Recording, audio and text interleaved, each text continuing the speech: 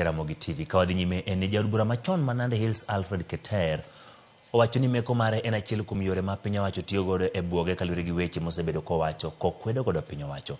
Keter mane omaki kinde mane wuok e kanisa gi familia mare odhi apise mag okwach kich ka en gi kinde mage tok kane owe thuolo odhiambo manyoro.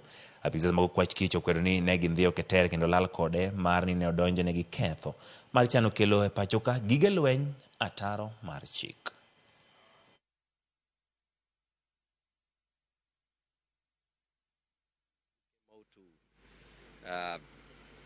Talk about this issue, because were it not for the people who took the video and for the video to be viral, maybe I would have lost my life, because the way they did it, it was not a normal arrest.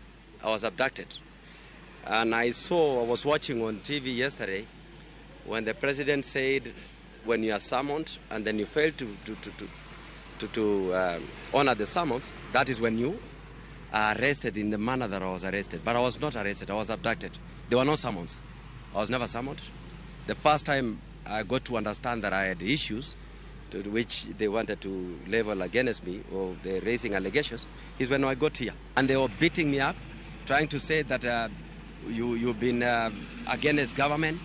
And then the questions that I was asked, one of it is my relationship with the former president, Uhuru Kenyatta, and my relationship with the current deputy president.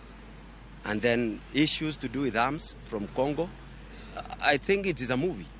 But let us allow it to go as per the law, but generally don't intimidate us into silence. We are aware that there are still a number of Kenyans, very many Kenyans who are still missing.